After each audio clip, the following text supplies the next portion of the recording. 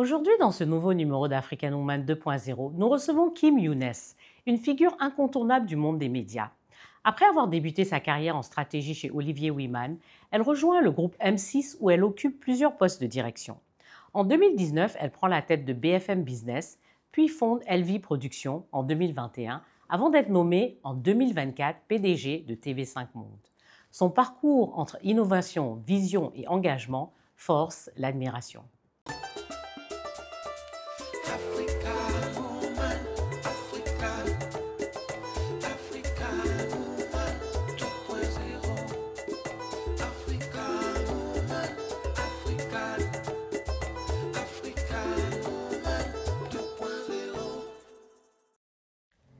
Kim Younes débute sa carrière au sein du cabinet de conseil en stratégie Olivier Wyman avant de rejoindre le groupe M6 en 2008 en tant que chargée de mission à la direction des programmes. Elle y assumera plusieurs postes de direction dans différents domaines, au programme, au budget et à la régie publicitaire avec une forte orientation sur le numérique et l'innovation. En 2019, Kim rejoint le groupe Altis en tant que directrice générale de BFM Business.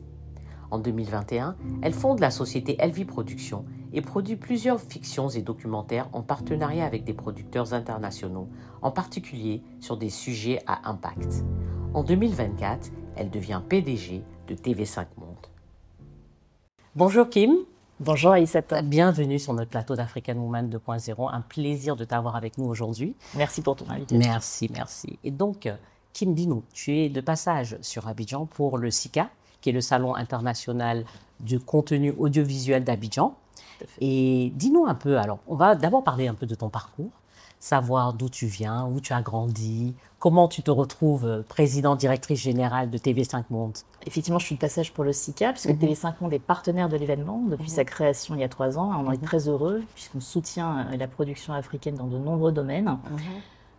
Pour te répondre sur mon parcours, je suis née à Paris, dans une famille de culture méditerranéenne, plutôt joyeuse et très unie. Si je dois retenir une impression de mon enfance, je crois que c'est celle d'une auberge espagnole. Parce que nous étions très entourés de familles, d'amis, de connaissances, de toutes les générations d'ailleurs. Et je crois que c'est ce qui m'a donné une forme de curiosité des autres et le goût de la transmission. Probablement m'a orientée vers les médias derrière, puisque tu le sais bien, le rôle essentiel des médias, c'est de transmettre et de créer du lien. Tout à fait. Et en fait, est-ce que tu savais, justement, plus jeune, que tu voulais être dans les médias? Est-ce que c'est quelque chose que tu as toujours su ou est-ce que c'est quelque chose qui t'est venu après? Oui, je crois que très jeune, j'aimais le cinéma, j'aimais la télévision, j'aimais justement ce lien, cette transmission qu'on trouve dans les médias. Et donc, j'ai eu à cœur de me diriger dans ce secteur. Et de fait, aujourd'hui, ça fait 20 ans que j'y travaille. J'ai eu la chance d'avoir des expériences et d'exercer des métiers différents, complémentaires, dans les programmes, la gestion, le marketing, la pub, le digital. J'ai travaillé à la fois dans le secteur privé et le secteur public, en tant que salarié et en tant qu'entrepreneur indépendant, et sur des marchés nationaux et à l'international, comme aujourd'hui avec TV5 Monde. Donc toujours dans les médias. Toujours dans tu as toujours voulu être dans les médias et tu t'es retrouvé dans... Tu as fait des études en fait dans ce sens-là? J'ai fait une grande école de commerce, à Paris, parce que je voulais avoir une formation généraliste. Dans le cadre de mes études, j'ai effectivement effectué plusieurs stages en production, en distribution cinéma, parce que je voulais me préparer pour aborder ce secteur. Et ensuite, j'ai essayé de faire différents métiers pour pouvoir m'équiper du mieux possible dans le secteur audiovisuel afin de diriger un média. Donc, tu es PDG depuis 2024. Et comment ça se passe pour toi? Parce qu'être PDG, bien sûr, c'est une femme dans un monde de médias, je dirais. Comment ça se passe pour toi? Est-ce que c'est un défi? Est-ce que c'est parce que on n'imagine généralement pas les femmes PDG? Bon, de plus en plus, on change tout ça. Mais comment ça se passe pour toi? Je pense que c'est la même chose dans les médias que dans les autres industries. C'est vrai que pendant longtemps, c'est des industries qui ont plutôt été dominées par des hommes. Aujourd'hui, heureusement, il y a des femmes, et de plus en plus, comme tu le dis. Nous, dans ce que l'on fait, que ce soit dans les visages que l'on met à l'antenne ou dans la constitution de nos équipes, on fait en sorte qu'il puisse y avoir un équilibre. De fait, il y a beaucoup de femmes sur les antennes de TV5 Monde. Il y en a aussi beaucoup dans les équipes, et notamment à des postes de responsabilité. C'est très important, ça. Et on fait attention à l'égalité salariale entre les hommes et les femmes, à promouvoir aussi l'égalité entre les hommes et les femmes dans nos programmes. Donc voilà, c'est un sujet de vigilance. J'ai envie de dire que c'est un sujet qui nécessite une discipline quotidienne et permanente, parce qu'on progresse, mais on sait, on le voit dans les statistiques, qu'il y a encore du chemin à accomplir. Et ça fait partie du rôle des médias, et notamment du rôle de TV5 Monde, puisque dans nos valeurs, qui sont inscrites pour le coup dans notre charte, la charte TV5, il y a justement l'égalité et les droits des femmes. Tout à fait. Et donc, quelle est ta vision pour cette chaîne qui est mondiale, hein, mais notamment pour l'Afrique francophone? Alors, tu as raison, c'est une chaîne mondiale. Tout à fait. Et c'est même la seule chaîne généraliste qui soit mondiale, puisque les grands réseaux aujourd'hui médias sont plutôt des chaînes thématiques, d'information souvent, de sport. Nous sommes vraiment un réseau généraliste. Et en fait, on est le premier réseau de télévision généraliste francophone dans le monde. Donc ça, c'est un actif, je dirais, c'est une force que nous avons, qui s'appuie sur d'autres atouts. Le premier atout de TV5, c'est d'être une marque qui est très connue. Oui, partout dans le monde. Tu le sais, que tu sois à Abidjan, à Paris, à Tokyo, à New York. Je crois qu'on n'est pas loin de la vérité si on se dit que tout le monde connaît TV5. Même à Washington. Même à Washington, absolument. Donc ça, c'est un atout parce qu'on est identifié partout. La deuxième chose, c'est que les gens, en général, ont un attachement vis-à-vis de TV5, parce que c'est une chaîne avec laquelle ils ont grandi. Je pense à des francophones qui, en 1984, quand la chaîne a été créée, n'avaient pas accès à des offres de télévision matures comme on pouvait alors en trouver ailleurs. Donc ça, c'est la deuxième chose. Il y a un attachement, un capital sympathique qui est très fort. Et puis ensuite, on a un réseau de distribution qui est très puissant, puisqu'on est dans 200 pays, sur les 5 continents. On touche 437 millions de foyers. Donc voilà, on a un patrimoine qui est très important, auquel s'ajoute évidemment la qualité de nos programmes, puisqu'on a des programmes qui viennent de nos partenaires et qu'on produit nous-mêmes, qui sont des programmes premium, exigeants, et des programmes de service public. Donc c'est un programme pour la jeunesse, c'est ça? Voilà, absolument, pour un large public et la jeunesse en particulier. Et pour la jeunesse, qui fait partie vraiment de nos chantiers stratégiques, on va développer d'autres émissions.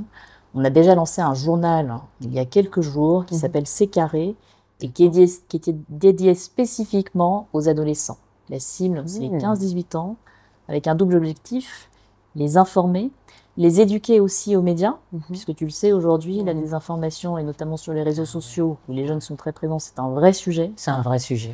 Donc nous, on a une rédaction qui est conséquente à TV5, puisqu'on a une centaine de personnes, un réseau de correspondants qui est très important. Et donc, voilà, notre mission, c'est aussi d'informer cette jeunesse. Tout à fait. De lui permettre de s'informer correctement, pour bien décrypter l'actualité et comprendre le monde dans lequel nous vivons. C'est l'objectif de ce journal C'est Carré, qui est évidemment diffusé en priorité sur les réseaux sociaux et dont nous lancerons une émission en linéaire à la rentrée. Super. Ça, je vais en parler à mon fils d'ailleurs. C'est une bonne idée. Pile poil dans avoir son avis. Oui, son avis, et puis je pense que ce sera très bien. Parce que c'est vrai que les fake news et tout ça, souvent les gens sont perdus. Hein. Bien sûr, aujourd'hui il y a dès la primaire maintenant, il y a des gouvernements qui organisent des leçons, des classes d'éducation aux médias pour les jeunes enfants, pour leur expliquer justement, attention sur les réseaux sociaux, vous allez voir des choses qui ne sont pas forcément vraies. C'est très important, il faut l'expliquer aux jeunes le plus tôt possible. Le plus tôt possible. Et puis toujours vérifier, parce que... Et ça, c'est notre rôle en tant que média. Tout à fait. Et médias... Et c'est bien de commencer jeune, pour que les jeunes comprennent et puis partent avec cet apprentissage. En fait. On va continuer leur parcours avec cet apprentissage. Et donc, qu'est-ce que vous... Pour répondre à ton point, sur l'Afrique francophone, alors évidemment, cette chaîne, tu le sais, la mission première de TV5, c'est de faire rayonner la francophonie et les cultures francophones à travers le monde. Donc, naturellement, nous sommes très présents en Afrique. C'est notre premier berceau d'audience, d'ailleurs. L'Afrique est très importante pour nous. On a un ancrage historique sur le continent, puisqu'on est la première chaîne internationale régionalisée à s'être lancée ici, en 1992. On est aussi la première à avoir diffusé des productions africaines sur nos antennes. Donc on a vraiment construit Télé5 avec et sur le continent africain. Et tu le sais, notre mission c'est la francophonie, 60% de la francophonie est sur le continent africain. À horizon 2050, d'après l'Organisation internationale de la francophonie, c'est 90% des jeunes francophones qui vivront en Afrique. Donc ça veut dire qu'on s'inscrit ici, historiquement, et sur le long terme. Ouais, tout à fait. Et donc, notre ambition, on a initié un cycle de développement et d'innovation qui est ambitieux pour Télé5 Monde. Et évidemment, cette ambition, elle va concerner l'ensemble de l'entreprise et en particulier notre stratégie sur l'Afrique. On a aujourd'hui 6 gouvernements d'ailleurs qui sont derrière nous, qui soutiennent Télé5 Monde. Il y a la France, le Canada, le Québec, la Suisse, la Belgique et Monaco. Demain, notre objectif est d'intégrer un certain nombre d'États du continent africain par rapport à cet objectif, justement, qui est le nôtre, d'être encore plus ancré en Afrique, de resserrer les liens avec des partenaires qui sont des partenaires historiques. Je prends l'exemple de la Côte d'Ivoire, nous avons une relation, nous avons d'excellentes relations avec la RTI depuis plus d'une décennie. Nous avons fait beaucoup de choses ensemble. Nous avons coproduit la série phare de l'époque, Ma Famille, qui reste encore dans tous les esprits. Oui. Et il y en a beaucoup d'autres, puisqu'on a une douzaine de coproductions réalisées avec la RTI, ainsi que d'autres programmes avec d'autres acteurs de Côte d'Ivoire et évidemment d'autres États africains. Donc voilà, ça fait partie des ambitions et des objectifs de Télé5, intégrer d'autres pays du continent à notre gouvernance pour avoir un partenariat avec ces pays. Et l'objectif est de faire rayonner, évidemment, les productions africaines, les productions de ces pays en Afrique, mais aussi à travers le monde. Très bien. Et de raconter nos histoires. Parce que je me rappelle de ma famille. Moi, je me rappelle très bien de ma famille quand j'habitais à Washington. On se battait pour avoir les DVD à l'époque. Puisqu'on n'avait pas, ça passait pas à la télé, bien sûr, on ne pouvait pas regarder là-bas. Bien sûr. Tu es là pour le SICA. Oui. Qu'est-ce que tu attends justement de cette rencontre? C'est un bel événement. Nous sommes partenaires depuis le début, le SICA. C'est un salon international sur l'audiovisuel, qui est aujourd'hui un salon de renom, dans lequel viennent des professionnels du monde entier. Donc on est très content d'en être partenaire. Et pour nous, c'est l'occasion évidemment de rencontrer toutes les parties prenantes de cette industrie très dynamique aujourd'hui en Côte d'Ivoire et sur le continent africain. On a vu ce matin encore avec l'ouverture du salon et les interventions de différents ministres que c'est un sujet important pour l'économie et les industries culturelles du pays. On a vu des interventions de personnalités, de professionnels de haut niveau qui viennent de différents endroits et notamment des États-Unis, qui est une terre, on le sait, où la production audiovisuelle est un secteur d'excellence. Donc on voit que c'est un événement qui fédère beaucoup, qui fédère un grand nombre de professionnels partout dans le monde, avec des interventions qui sont très enthousiasmantes, qui sont inspirantes. On a vu aussi ce matin des contenus qui illustrent la richesse et la diversité de la production africaine. Donc moi je trouve ça très enthousiasmant et très positif. Et ça nous montre l'élan dans lequel est l'industrie de ce pays et qu'on a envie d'accompagner. C'est ce qu'on fait déjà à Télé5, puisque nous avons beaucoup, comme je disais, de préachats, de coproduction avec des producteurs locaux dans différents domaines, dans la fiction historiquement, mais aussi dans le documentaire. On va aussi accélérer nos coproductions dans différents genres. Par exemple, on lance un grand concours d'entrepreneurs panafricains à la rentrée, qui sera un événement de Télé5 Monde en prime time, et que l'on fabrique avec un producteur exécutif. Voilà. Donc tout ça fait vraiment partie de notre élan, de notre cycle de développement. Et ce que j'en attends de cet événement, c'est de pouvoir justement échanger avec ces différentes parties prenantes, que ce soit les autorités politiques du pays ou les industriels, et que les équipes, puisque nous sommes venus avec une équipe importante de Télé5 Monde, puissent échanger avec leurs homologues, partenaires producteurs, partenaires diffuseurs, talents créatifs de toutes sortes, et on sait qu'ils sont nombreux puisqu'on les a vus au SICA. Et voir quelles sont les synergies, les partenariats possibles et les productions possibles. Super. Absolument. Donc on va s'attendre à beaucoup alors 2025-2026. Je crois, oui, je l'espère. Très bien, très bien. Alors, quels sont les conseils que tu donnerais à une jeune femme qui veut travailler dans les médias, qui veut réussir dans les médias, qui te regarde maintenant? Je pense que le premier conseil que je donnerais à cette jeune femme, c'est d'aller à la rencontre des autres en permanence. Parce que je crois fondamentalement que c'est à travers la transmission des connaissances, le partage des expériences, l'échange de points de vue, on se nourrit beaucoup. À fait. Et j'ai eu la chance de rencontrer de nombreux professionnels dans tous les métiers de l'audiovisuel. Et ça m'a vraiment aidée à progresser dans mon expertise, à progresser dans mes réflexions.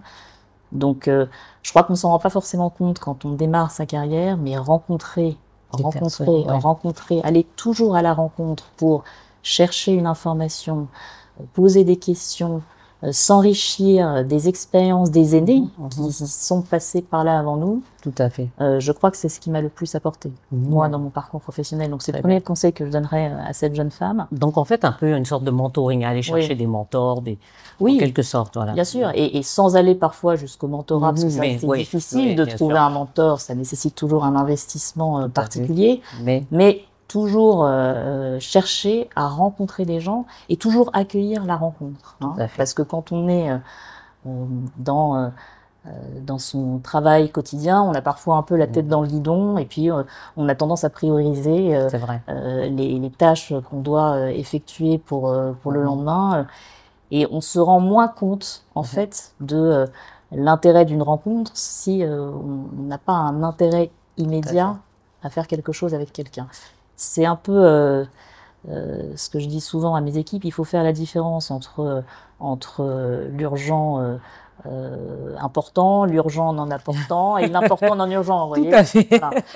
Mais non, mais c'est tellement vrai parce que, moi-même, quand je travaillais, à l'époque, tu reçois des milliers d'emails. Bien sûr. Donc après, il faut prioriser. Absolument. En fait. Il faut savoir qu'est-ce qui. Et on peut vite se retrouver tellement enseveli, parce qu'on le sait aujourd'hui, on est enseveli par l'information, les mails, les messages, etc. D'ailleurs, on ne sait plus dans quel sens regarder, entre WhatsApp, sa messagerie Outlook.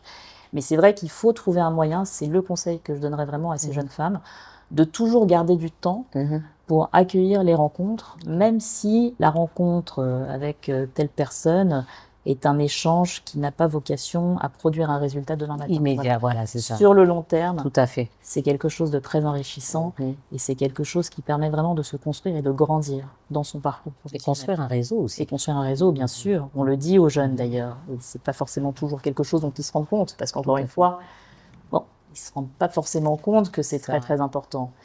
On s'en rend compte sur des années. Et c'est quand vous avez construit effectivement ces relations de confiance pendant des années que vous vous rendez compte aussi de la richesse que ça peut apporter. Donc ça, c'est le premier conseil que je donnerais. Et le deuxième conseil que je donnerais, je crois que c'est ce qui fait la différence au final, c'est quand même la personnalité. Et je crois que c'est quelque chose qui va se renforcer avec l'intelligence artificielle, puisqu'on va être déchargé progressivement de tout un tas de tâches qui nécessitent des compétences. On le voit déjà dans certains métiers. Donc, ce qui fera la différence de plus en plus, je crois que c'est la personnalité de chacune. Et donc, j'ai envie de dire à cette jeune femme de chercher à être soi-même, à exprimer cette personnalité, tout en restant dans le cadre qui est le nôtre. Parce que quand on est dans une entreprise, il faut aussi embrasser sa culture. Tout à fait. Mais c'est quand même important d'exprimer cette personnalité. Son authenticité, sa voix. Exactement. Voilà, d'essayer de faire les choses toujours avec cœur, avec une forme de sincérité. Parce que c'est là qu'on touche justement à une forme d'authenticité. Quand vous êtes authentique, vous exprimez votre personnalité et les gens vous font davantage confiance. C'est un petit peu cette phrase-là aussi qui m'amuse beaucoup d'Oscar Wilde. Soyez vous-même, les autres sont déjà pris. Tout à fait. Moi, j'aime dire vis ta propre vie. Et ne sois acteur de ton propre film. C'est exactement ça. Sois acteur de ton propre film. Ne joue pas dans le film de quelqu'un d'autre. Donc, c'est vraiment aller à l'information, rester authentique, avoir sa propre voix, et puis aussi construire son réseau. deux choses qui sont extrêmement importantes. Je suis à 100% d'accord avec vous. On va parler un peu maintenant de vie professionnelle, vie personnelle, Oui. parce que pour les femmes, c'est beaucoup plus difficile. Hein. C'est toujours plus difficile pour les femmes parce qu'on a les responsabilités qu'on ne dit pas, mais qui sont là, qui sont celles de la maison, et on a le travail. Comment tu arrives à gérer La charge mentale. Quoi. Oui, la charge mentale, qui est très, très lourde pour les femmes. Comment tu arrives à gérer ça? Écoute, comme tout le monde, je lutte. On lutte toutes. On lutte toutes. Ouais. Bien sûr, on va pas faire semblant. Ouais, non, on va pas faire semblant. C'est une lutte, c'est une discipline du quotidien. Bon, c'est difficile de faire tout bien. Donc, j'ai envie de dire que c'est un horizon, c'est un objectif qu'on se donne. On a besoin des deux. Ouais. Même si on aime beaucoup travailler, même si on a besoin de beaucoup travailler. Ouais. Et moi, c'est plutôt mon cas. Hein. On a besoin aussi d'avoir un équilibre. Et l'un et l'autre se nourrissent. Si vous n'avez aucune vie perso, aucun équilibre, c'est plus difficile d'être bien au travail parce qu'il vous manque aussi un équilibre. Il faut aussi se nourrir d'un certain nombre de choses dans sa vie personnelle pour être équilibré, pour se sentir bien, pour être en forme. Donc, alors, il y a tous les aspects du quotidien qui sont la discipline, qui sont assez basiques, mais c'est vrai qu'on a besoin de sommeil, on a besoin de bien se nourrir, on le sent tous. Quand on fait des excès dans un sens ou dans un autre, on se sent moins bien et on est moins efficace et on est de moins bonne humeur et ça se ressent en fait sur le travail. Donc, c'est comme un sportif, c'est une discipline entre l'entretien du corps et l'entretien de l'esprit. Absolument. Je crois qu'il faut faire les deux. Et tu arrives à le faire? J'essaie de le faire. Tu n'as pas répondu. Est-ce que tu y arrives? Est-ce que j'y arrive? Je sais pas. J'essaye. Ça va à peu près.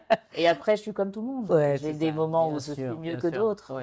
Mais je pense qu'il faut se le dire en toute simplicité et se décomplexer. Tout à fait. Parce que je ne crois pas qu'on puisse parfaitement tout gérer. Oui, je crois que c'est pas possible. Je crois que c'est illusoire de se fixer cet objectif. Et c'est délétère pour tout le monde. À la fois pour les autres que vous décevez et pour vous-même. Parce qu'on a souvent tendance à vouloir être des superwoman. Nous, on arrive à tout gérer, mais c'est pas vrai en réalité. Il y a quelque chose qui... Voilà. Je crois que c'est des moments. Et puis, vous savez, c'est des dynamiques aussi. Absolument. Il y a des moments où on est plus dans un cycle professionnel intense. Il y a des moments où on doit faire la place aussi pour des choses plus personnelles. Mais, tout à fait. Mais les choses ne sont pas totalement rectilignes et figées. Je crois que ce qui compte, c'est de comprendre qu'on est toujours en mouvement. Voilà. Absolument. Et d'accepter une forme d'imperfection. Oui, il faut accepter les imperfections. Parce que je pense qu'il ne faut pas qu'on dise aux femmes qu'on est parfaite et qu'on peut tout faire. Super. Bon, on essaye de faire du mieux qu'on peut, mais c'est OK aussi si parfois on n'y arrive pas. Et ça, c'est une très bonne maxime et c'est souvent moi, ce qui me reste, c'est-à-dire faire de son mieux. Absolument. Je pense que quand on est là-dedans, on a une forme de soulagement et en même temps de contentement, parce que faire de son mieux, c'est déjà pas mal. Exactement. Je suis d'accord avec toi. Donc, parlons un peu. Tu as dit tout à l'heure que tu étais famille méditerranéenne, grande famille, tout ça. Donc, tu es française, d'origine tunisienne. Oui, tout à fait. Alors, raconte-nous un peu justement tes liens avec la Tunisie. Oui. Alors, j'ai un attachement fort à ce pays parce que mes parents y sont nés. Mon père y a grandi, mes grands-parents y ont vécu la plus grande partie de leur vie. Donc, on a baigné dans cette culture méditerranéenne et tunisienne. Je crois que c'est un pays magnifique, qui a une histoire très ancienne, très riche, une nature très belle.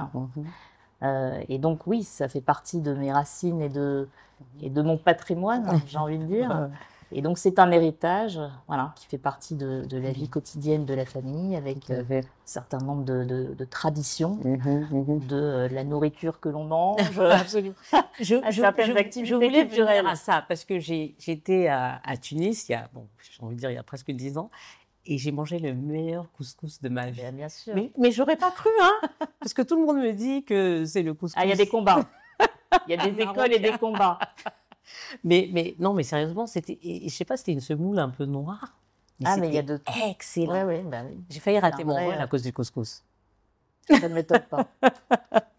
Donc, une très bonne cuisine, Oui. ça, je le confirme. Oui. Si tu devais résumer ton parcours en un mot, ce serait lequel? Ça, c'est difficile, hein, quand même. On a tendance à vouloir dire plusieurs mots. Tu peux dire plusieurs. Tu peux en donner plusieurs. Si je dois choisir un mot, je dirais éclectique. Ah. Voilà. Dans mon secteur, qui est le même depuis 20 ans. Oui, c'est vrai. Parce qu'effectivement, j'ai fait des métiers très différents et complémentaires. Donc, j'ai le sentiment d'avoir construit un parcours assez diversifié. Un peu touche à tout. Oui, de manière structurée. Oui, ouais, ok. Voilà. Ça, c'est important. Oui, parce que c'était mon objectif était vraiment d'enrichir mon parcours d'expériences diversifiées et complémentaires pour avoir la meilleure connaissance possible de mon industrie. Ça, c'est important. Développe un peu, parce que ça, c'est quelque chose. Nous, on travaille beaucoup avec des jeunes femmes sur tout ce qui est insertion professionnelle. Et donc, on part souvent d'errance professionnelle. Ça, c'est beaucoup de jeunes aujourd'hui. Ils préparent pas, en fait, leur carrière. Ils vont dans un travail, ils commencent ici, ils terminent pas, ou ils vont ailleurs. Voilà. Donc, en fait, là, tu as dit quelque chose qui est très fort. C'est que tu l'as fait, mais de manière stratégique, en fait, de manière... Oui, c'est vrai. Enfin, en tout cas, j'avais effectivement... parce que moi, j'ai choisi ce secteur très tôt. Je savais que j'avais envie de travailler à la télévision, dans le cinéma, parce que c'était vraiment mes passions qui occupaient la plupart de mon temps de loisir. Donc j'ai choisi un secteur. Et donc, c'est vrai que quand on connaît son secteur de prédilection, c'est plus facile. Oui. Alors que vous rentrez à un poste et puis ensuite, vous montez les échelons, vous développez pour pouvoir... aller le plus loin possible. Tout à fait. Donc, savoir déjà ce qu'on veut. Savoir ce qu'on veut, c'est déjà bien. Ouais. C'est-à-dire, si on arrive après, c'est vrai qu'aujourd'hui, les jeunes générations sont différentes. C'est normal. Chaque génération a sa particularité. Aujourd'hui, on voit que d'abord, le parcours de 30 ans dans la même entreprise, c'est terminé. C'est plus quelque chose qui semble se dessiner pour la génération qui prend ses fonctions aujourd'hui. Ils sont plus... ils n'ont pas forcément envie de se fixer des objectifs à long terme. On a le sentiment, effectivement, que ce qui compte pour cette génération, c'est davantage de choisir une expérience qui va les motiver pendant quelques années, plutôt que de se dire je fais carrière. Ça, c'est quelque chose qui était plus dans ma génération à moi. Tout à fait. Je choisis un secteur pour y faire carrière. Aujourd'hui, c'est différent, ce qui n'est pas une mauvaise chose non plus. C'est ni bien ni mal, en fait, c'est simplement différent. Mais après, ce que je crois fondamentalement, c'est que pour arriver à construire quelque chose, il faut du temps et du travail. Ça, j'en suis persuadée. C'est un autre conseil que je donnerais à cette jeune femme. Je crois que quel que soit le choix de l'industrie, du secteur dans lequel on veut aller, quel que soit le choix de son métier, je crois qu'il faut toujours beaucoup de travail pour arriver à construire quelque chose d'impactant. C'est ce que les Américains appellent le deep work. Aujourd'hui, on a tendance justement à pouvoir s'éparpiller parce qu'on est sursollicité d'informations, distrait par de multiples sollicitations et à un moment donné, pour produire quelque chose de qualité, il faut du temps et du travail. On le voit d'ailleurs avec certaines industries plus artisanales qui émergent, le retour à des produits vintage, d'autres formes d'industrie de confection. Vous voyez, ce temps long, il est de plus en plus valorisé. Et ce temps long, par définition, il nécessite du temps et du travail. Prenons le numérique, par exemple.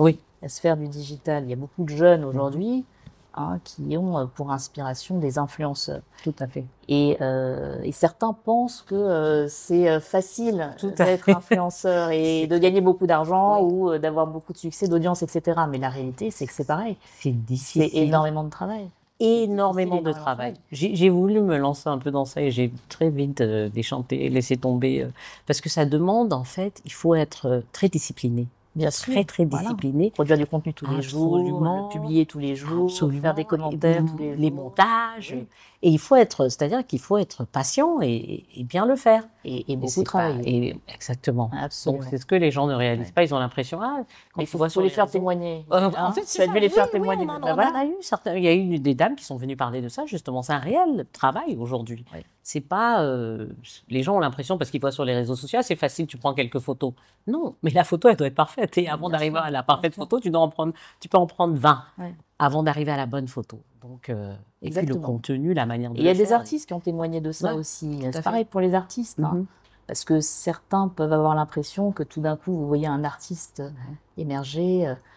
Mais la réalité, c'est que souvent, il y a des années et des années de travail avant que cet artiste émerge. Absolument. Absolument. Donc, c'est important de le rappeler aux jeunes, de le rappeler aux jeunes femmes et aux jeunes hommes. Parce qu'on oublie souvent d'en parler. Parce que, et surtout aujourd'hui, avec cette culture où on a l'impression que tout est instantané. Oui. On a l'impression que tu appuies un bouton, des likes, les trucs, tout est instantané. Donc, on a l'impression que quand il y a quelqu'un qui émerge, on se dit « Ah, mais oui, mais celui-là, moi, je peux faire pareil. » Mais non, c'est pas vrai. On n'en parle pas assez souvent du travail que les gens font en amont avant d'arriver justement à ça. En 2024, quand tu as été nommée à la tête de TV5, quel a été ton premier sentiment? Ce que j'ai ressenti à ce moment-là, bien sûr, c'est une grande joie, une grande fierté et aussi un sentiment de responsabilité. Parce que TV5 Monde, ce n'est pas une chaîne comme les autres. Tout à fait. C'est une chaîne qui existe depuis plus de 40 ans. C'est une chaîne qui est connue, on l'a dit, partout dans le monde, qui a vu grandir des générations entières de francophones qui y sont attachés. C'est une chaîne qui est soutenue par 6 gouvernements bailleurs qui nous font confiance. Et donc, c'est un objet important, précieux et rare, dont il faut prendre soin. Tout à fait.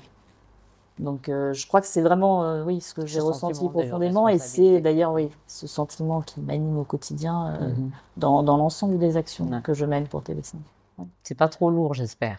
C'est une belle responsabilité. C'est une responsabilité qui vous galvanise. C'est pas une responsabilité qui vous écrase parce que c'est une chaîne qui a du sens, des missions importantes de service public. Tout à fait.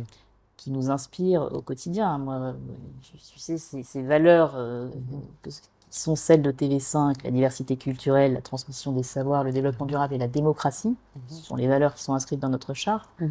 C'est des valeurs qui nous parlent tout à fait. De manière très forte aujourd'hui. Donc c'est un honneur et un plaisir de les porter au quotidien dans le développement de cette entreprise. Mais il faut toujours avoir cet équilibre entre la joie qui est importante dans le quotidien, parce que c'est ça qui nous entraîne.